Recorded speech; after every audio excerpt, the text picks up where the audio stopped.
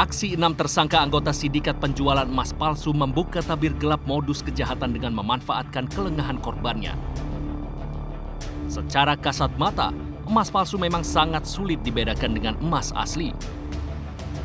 Akibatnya, sudah banyak korban yang dirugikan oleh ulah para pelaku, baik pemilik toko perhiasan maupun masyarakat sebagai pembeli. Salah satunya adalah toko emas dan perhiasan milik Richard yang menjadi sasaran sindikat penjual emas palsu ini. Richard baru menyadari sudah menjadi korban penipuan setelah perhiasan yang ia beli dan dikumpulkan hendak dilebur di bengkel perhiasan miliknya. Meski sebelumnya Richard sudah melakukan serangkaian uji coba mulai dari uji gesek, uji magnet, bahkan uji air keras sebelum bertransaksi dengan pelaku, ternyata ia tetap saja kecolongan. Ya, kalau kita itu pasti didaur ulang. Kalau di kita itu kita lebur lalu kita jual emas cukimnya lagi ya. Kalau saya bilang emas cukim, emas sucian lah. Mungkin di kita itu mungkin 6 kali, 7 kali ada ya. Kalau di kita ya.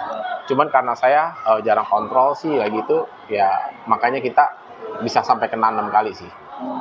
Jadi untuk boleh tahu kerugian itu berapa kerugian? Sebenarnya kalau kerugian kita itu hampir 200 jutaan lah. Kejadian serupa juga pernah menimpa salah satu pedagang di Pasar Emas Cikini, Jakarta Pusat.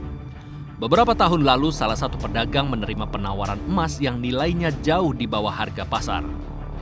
Meski sempat tergiur, namun tidak ada sertifikat pembelian membuat dirinya ragu. Ya, nggak ada buah surat. Jadi dibentuknya kalau dilihat emas, kalau pas dicek nggak emas. Dia persis kayak emas. Kalau toko emas saja sudah menjadi korban, lantas bagaimana nasib masyarakat awam atau para pembeli perorangan? Untuk mengetahui lebih detail tentang modus penipuan emas, tim CSI bertemu dengan salah satu pengusaha yang bergerak di bidang produksi logam mulia. Sandi Novananto kami temui di kantor sekaligus pabrik produksinya yang berlokasi di Kayu Putih, Pulau Gadung, Jakarta Timur.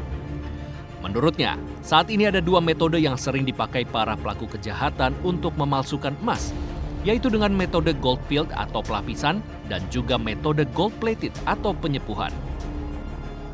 Kalau saya bilang ada 2 lah ya, gold plated sama gold field ya, atau logam lainnya itu yang dibungkus sama emas, dibungkus ya, dibungkus dalam arti emas itu seperti kayak kertas itu kan karena lunak dia membungkus akan mengikuti konturnya, akan menjadi seperti kayak perhiasan benar, tapi dalamnya bukan, gitu. Lalu yang kedua itu gold plated. Gold plated itu emas yang disepuh. Jadi untuk mendapatkan warna kuning dari logam manapun, warna kuning seperti ini itu harus disepuh dengan emas.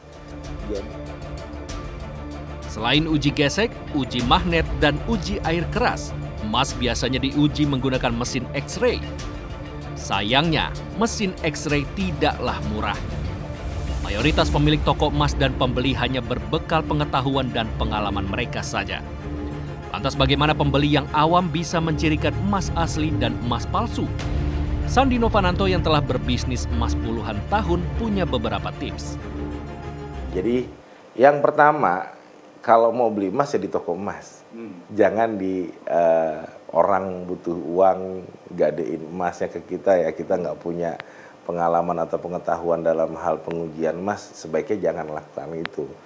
Ya kalau mau beli emas ya di toko emas. Kalau ada orang mau jual emas ya silahkan jual di toko emas, karena toko emas punya peralatan dan pengalaman untuk ngecek atau menguji emas itu. Kalau secara kasat mata agak sulit. Jadi lebih ke misalnya aroma. Kita menggunakan penciuman kita, kalau emas itu lebih tidak berbau sama sekali. Nah kalau dicium nih emasnya itu agak bau-bau karat gitu, kayak bau amis atau bau tembaga, kan kita bisa merasakan tuh, pernah mencium besi yang berkarat kan. Nah itu kalau ada bau karat itu sebaiknya jangan. Modus kejahatan menggunakan emas palsu merupakan kejahatan terorganisir. Jika masyarakat diminta untuk lebih berhati-hati saat membeli, para penegak hukum juga seharusnya lebih serius dan tegas memberantas para pelaku agar tidak menimbulkan kerugian yang lebih besar di tengah tekanan ekonomi saat ini. Dari Jakarta, Tim Liputan untuk CSI RTV.